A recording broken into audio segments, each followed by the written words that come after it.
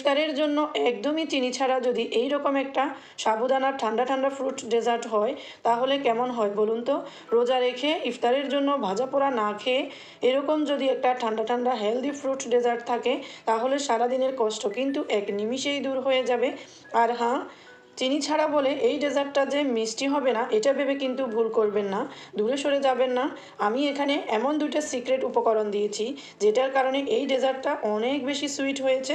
আসসালামু আলাইকুম viewers, welcome to Saira's kitchen and blog. এই ডেজার্টটা তৈরির জন্য আমি হাফ কাপের মতো সাবুদানা নিয়ে সাবুদানাটাকে ভালোভাবে ফুটিয়ে নিব।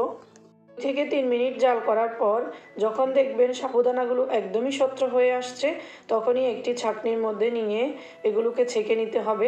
ঠান্ডা পানি নিয়ে দিয়ে ভালোভাবে ধুয়ে নিব যাতে স্টিকি ভাবটা চলে যায় আর ওভারকুক না হয়। বাটিতে 8টা খেজুর নিয়ে নিব, হাফ কাপ বাদাম নিয়ে নিব। বাদাম এবং খেজুরগুলোকে পরিষ্কার পানি দিয়ে ধুয়ে নিব।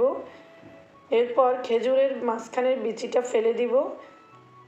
1 কাপ দুধের মধ্যে বাদাম এবং খেজুরগুলোকে 20 মিনিটের মতো ভিজিয়ে রাখবো। আর একটা পাত্র বসিয়ে হাফ লিটার তরল দুধ দিয়ে দিব। দুধটাকে দ্রুত ঘন করার জন্য 2 টেবিল চামচ দুধ পাউডার দিয়ে দিব।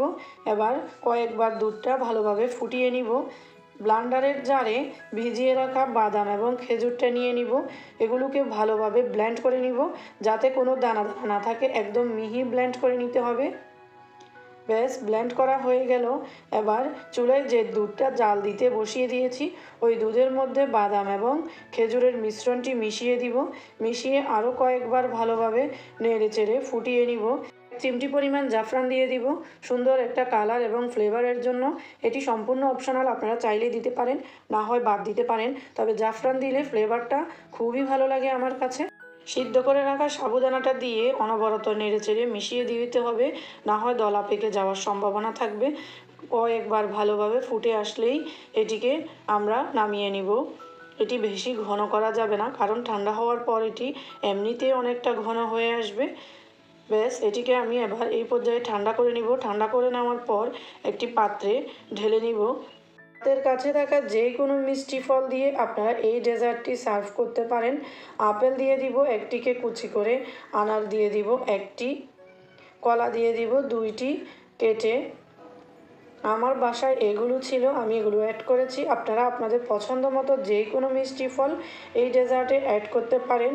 2 টেবিল চামচ মধু দিয়ে দিব। সব ধরনের মিষ্টি ফল, মধু এবং 2টি যেই সিক্রেট উপকরণ ব্যবহার করেছি এগুলো হচ্ছে একটি খেজুর আর একটি হচ্ছে মধু। এই দুটির মিশ্রণে এবং মিষ্টি ফলের মিশ্রণে এটিতে আলাদা করে কোনো চিনি ব্যবহার করতে হবে না। এটি এমনিতেই অনেক বেশি সুইট হবে। আপনারা এভাবে রেডি করে ফ্রিজে রেখে দিবেন। এরপর ঠান্ডা ঠান্ডা সার্ভ করবেন। ঠান্ডা ঠান্ডা এটি খেতে খুবই ভালো লাগে। আশা করছি আমার আজকের এই রেসিপিটি আপনাদের ভালো লেগেছে, সহজও লেগেছে। ভালো লাগলে আমার চ্যানেলটি সাবস্ক্রাইব করবেন। ফেসবুক পেজ থেকে হলে ফেসবুক পেজটি ফলো করবেন। সবাই অনেক বেশি ভালো থাকবেন। আল্লাহ হাফেজ।